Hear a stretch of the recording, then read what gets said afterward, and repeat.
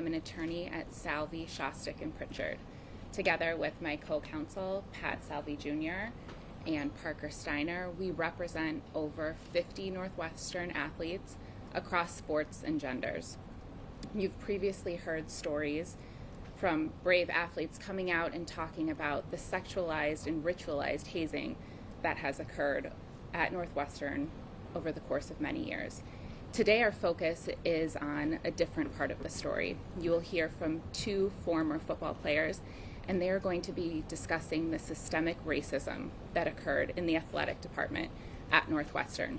You'll hear from Noah Herron and Rico Lamite. Can I spell their names?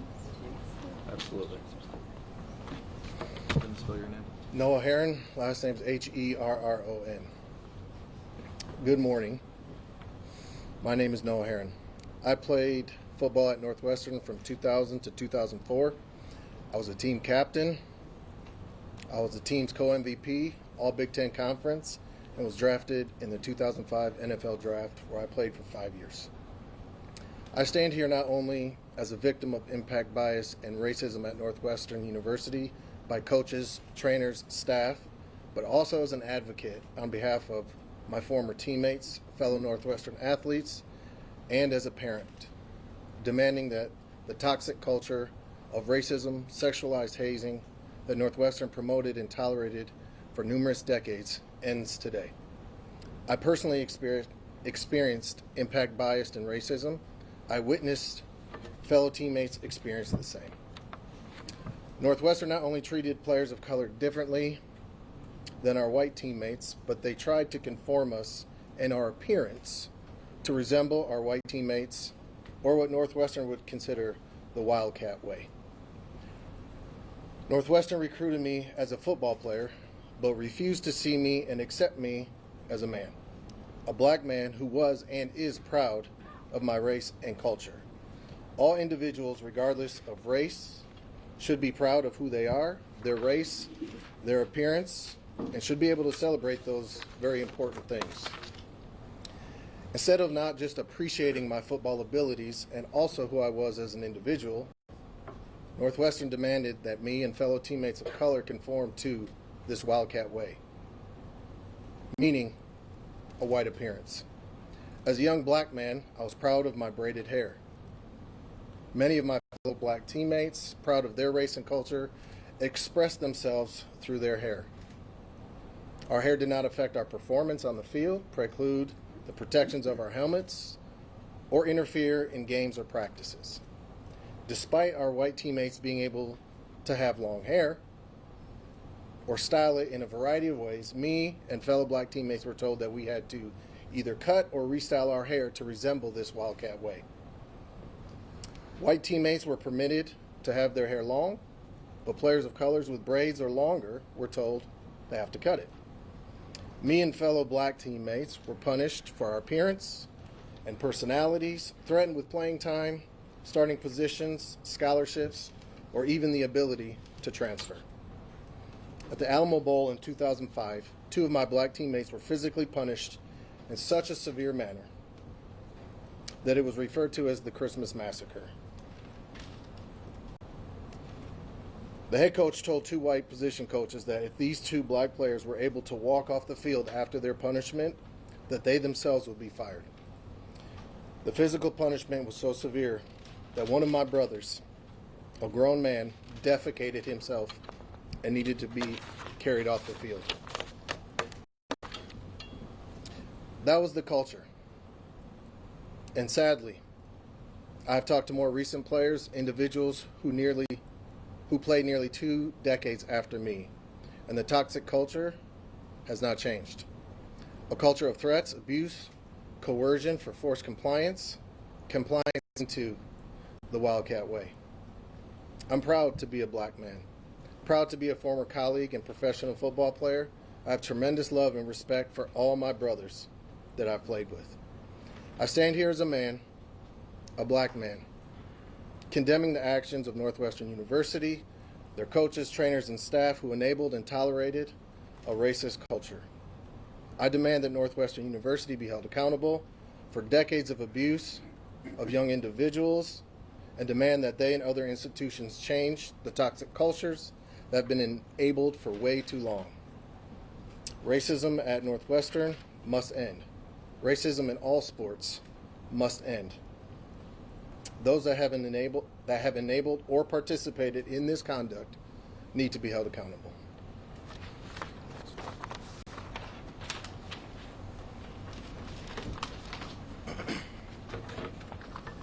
Morning.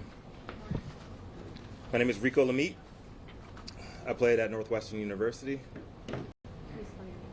Lam, as in Mary, I-T-T-E. Cool. I'm sorry, your first name again? Rico, R-I-C-O. R-I-C-O.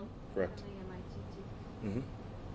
I played football at Northwestern University as Rico Tarver from 2001 to 2005. I was a team captain in 2005 and a multi-year academic Big Ten honoree.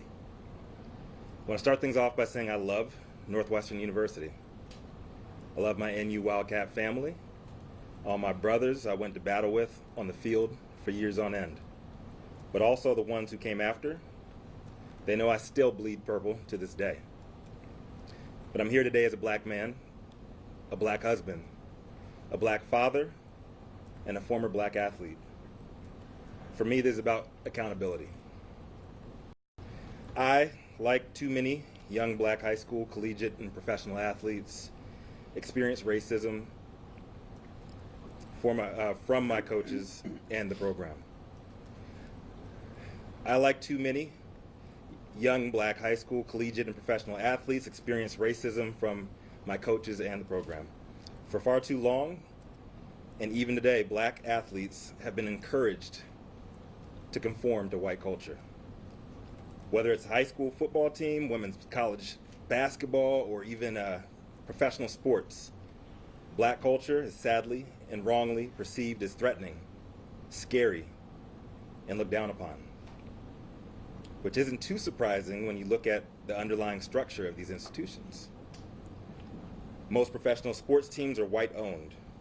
Most college and university presidents, trustees, regents, and athletic directors are white.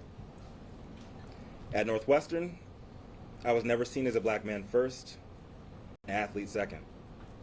From the moment I stepped foot on campus as an incoming freshman, that was made apparent when a black man, a teammate and brother, Rashidi Wheeler, died a few feet away from me during a conditioning drill. The way the whole incident was mishandled and the team was never given closure or space to properly heal, that set the tone for what I would experience over the next 4.5 years of my life.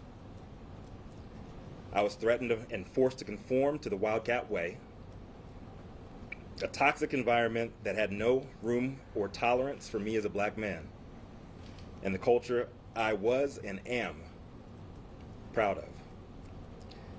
Me and my fellow teammates of color were teased, humiliated, threatened, hazed, and abused because we resisted conforming to that Wildcat way, which is coded white culture. Coaches, trainers, and staff told us that we needed to change the way we dressed, acted, styled our hair. As a freshman, I was told I'd never see any playing time because unless I cut my hair. And if I did not cut it myself, the coaches would instruct upperclassmen to hold me down and shave it at or before Camp Kenosha. I ended up cutting it myself to avoid humiliation and embarrassment, but witnessed several teammates, some with years of dreadlocks and cornrows, stripped of their identities from their peers, in front of their peers. If we were all held to the same standard, maybe it would not have stung so much. But fellow white teammates were allowed to grow their hair long, hanging out of their helmets. But each time one of us did, Northwestern coaches would remind us to stay in our place. One position coach said that if I ever wanted to play, I'd need my hair tightly braided to never show out of my helmet, because that was the Wildcat way. See, I'm from a place called Fluvanna County, Virginia. It's the country. Being from the South, I was no stranger to racism. But that's why I left the South. So I came to Chicago. So I thought it was going to be different. I never imagined I'd be subjected to insensitive, racially undertoned activities like the watermelon eating contest. It was celebrated at the end of Camp Kenosha each year. Coaches created a watermelon eating challenge, something they deemed as a team bonding event. Each possession group picked a participant to represent them in the competition. Of course, there was jokes tossed back and forth about how racist that it was. If your group didn't pick a black player to participate, losing was assumed and vice versa. After playing TCU my junior year, we had an Asian kicker that had a rough game, missed a few field goals, and head coach said to him, "We have a chink in our armor." We thought it was funny at the time because we didn't know any better. But me and my teammates of color were constantly subjected to racial abuse. Northwestern did not see me or my teammates as humans, students, or student athletes. We were not celebrated or appreciated for our color or culture. We were forced and threatened to conform to the Wildcat way. For me, today, this is about accountability. Northwestern placed profits over people and used us for our athletic talents. All athletes, whether at Northwestern or any other college, university, or in professional sports, should always feel comfortable, safe, and confident in their own skin, regardless of color. When my daughter, who's 3 years old now, gets old enough to play organized sports, and if she chooses that's the path that she wants to take, I want her to be celebrated at every level for who she is. Color and culture should be accepted and celebrated. Northwestern created, enabled, and tolerated a toxic culture of sexualized hazing and racial discrimination. Northwestern's culture must be exposed, they must be held accountable, and the culture must change. Thank you.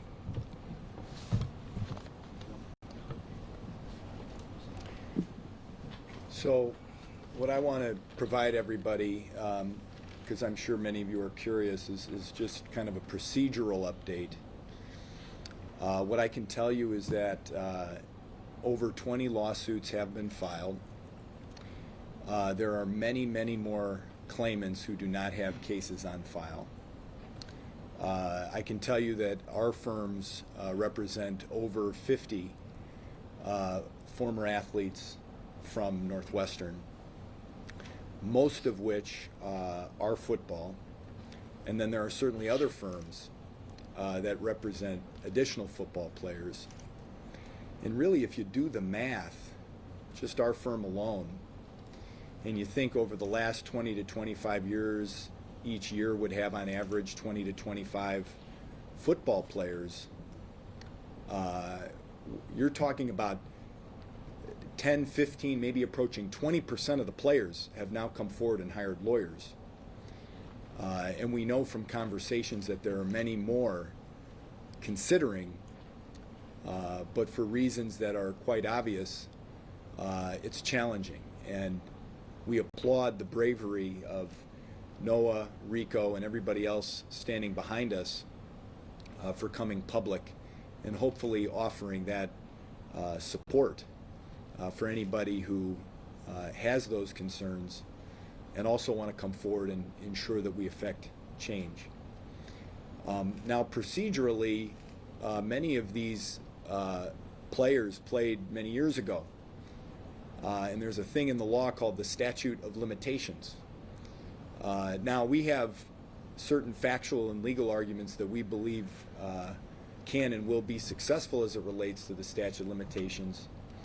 But even for players that played years ago, even if they aren't successful in court as it relates to the statute of limitations, there are plenty of players that suffered this abuse more recently that have no statute of limitations problems. Their cases will not be time barred under any circumstances.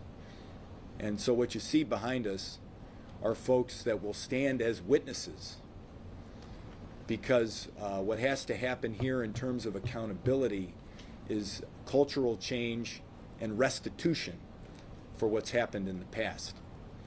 and that's what we're seeking.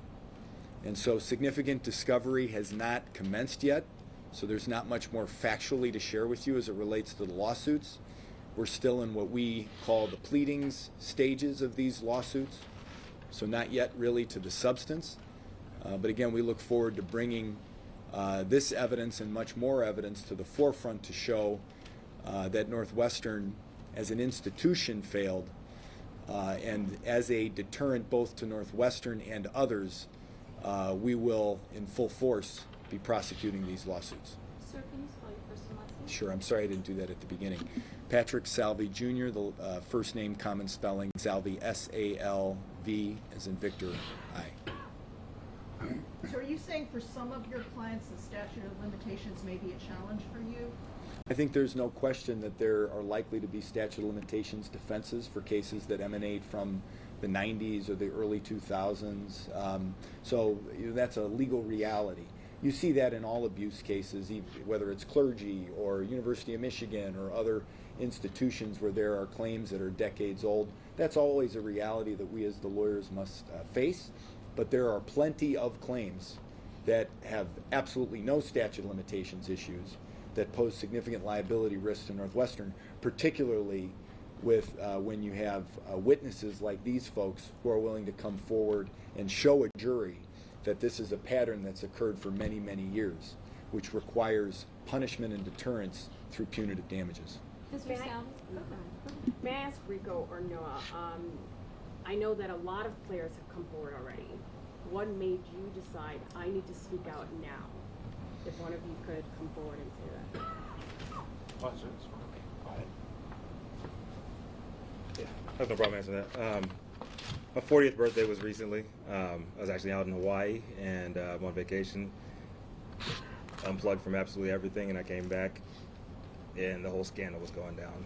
And I saw online on social media one of my teammates was being attacked vehemently, and my wife is in the mental health field, right? And she wrote a book on, black trauma, and she's a trauma-informed specialist. And to see one of my teammates of color being attacked by our white brothers in public, my heart was broken.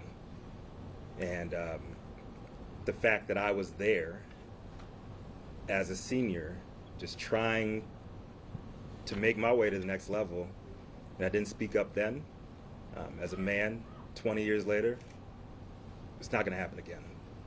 So this is something that's been on your mind for decades, Yes. and you've been wanting to talk about it and Yes. trying to feel the strength because Yes. you've seen your fellow teammates come forward. Yeah, we lived it. Without going too deep into everybody else's story, because I can't speak for everybody else, right? A lot of us have blacked out things. A lot of us just tried to move forward. At the time,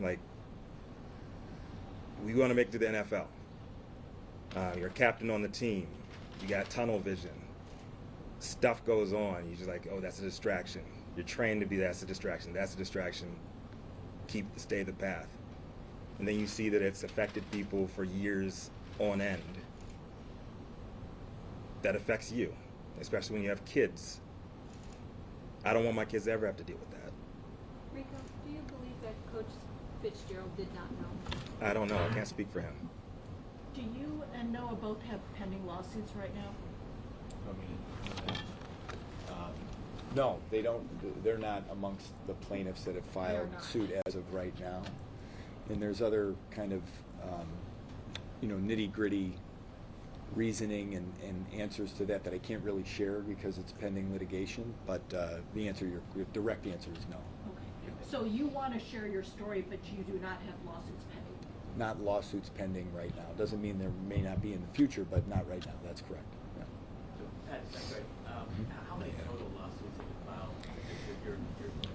Our firm, we've filed 7.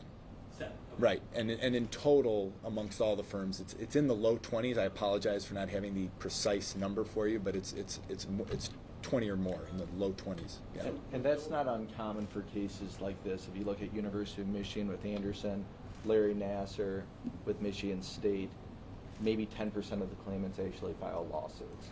And it puts it on the university, like Pat shared as far as the statute of limitations.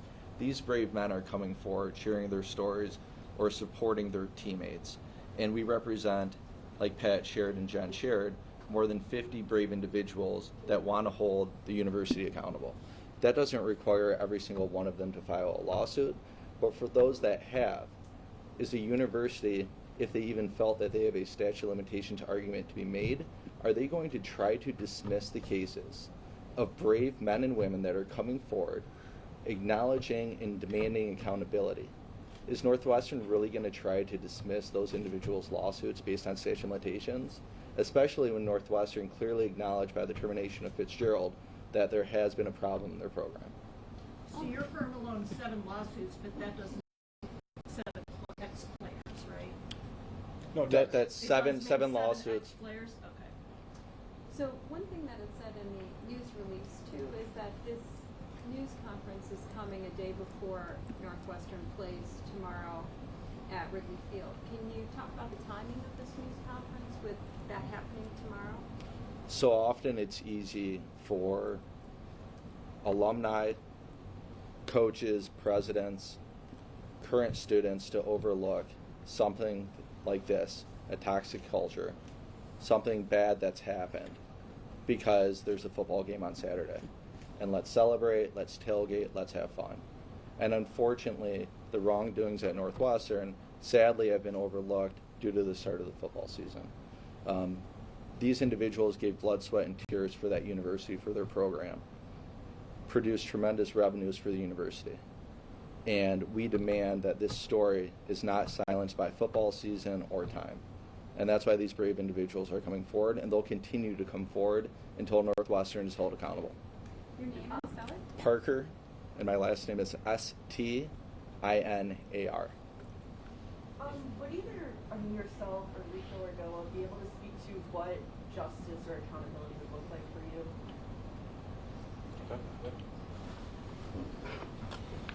Justice and accountability,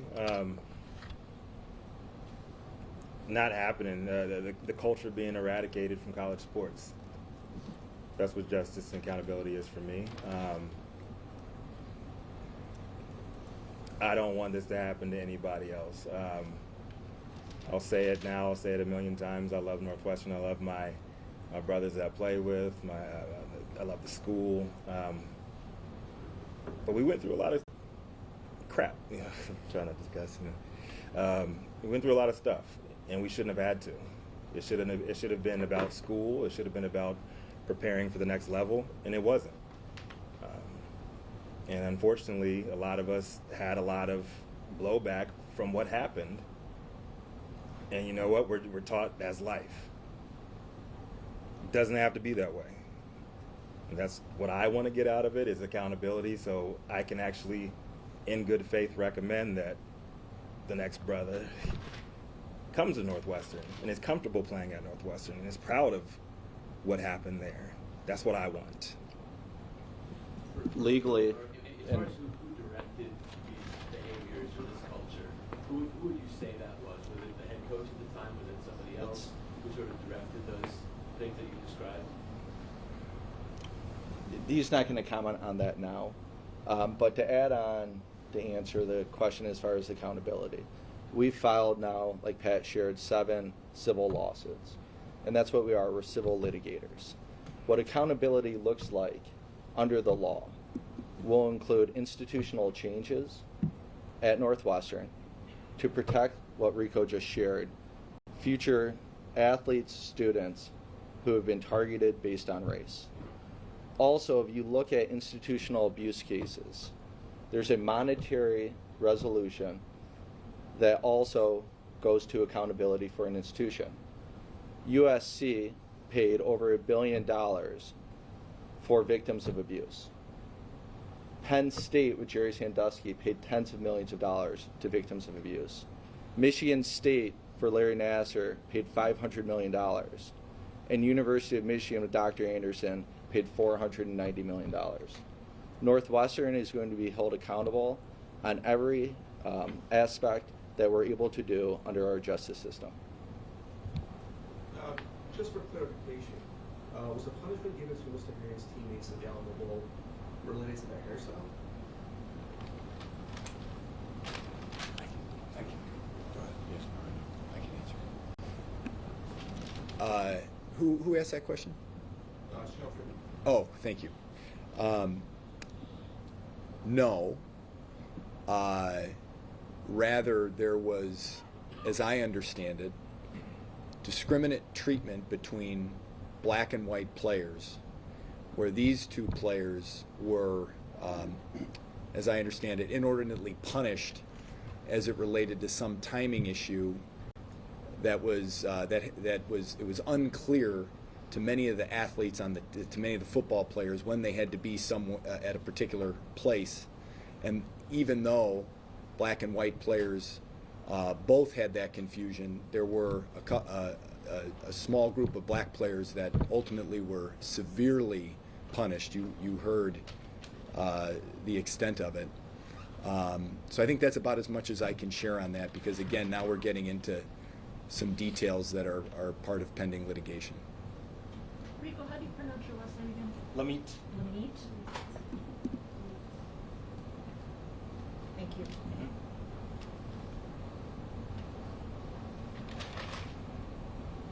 Okay. Any other questions? All right. Thank you, everybody. Thank you. Watch breaking news on YouTube. Subscribe to ABC7 Chicago Eyewitness News.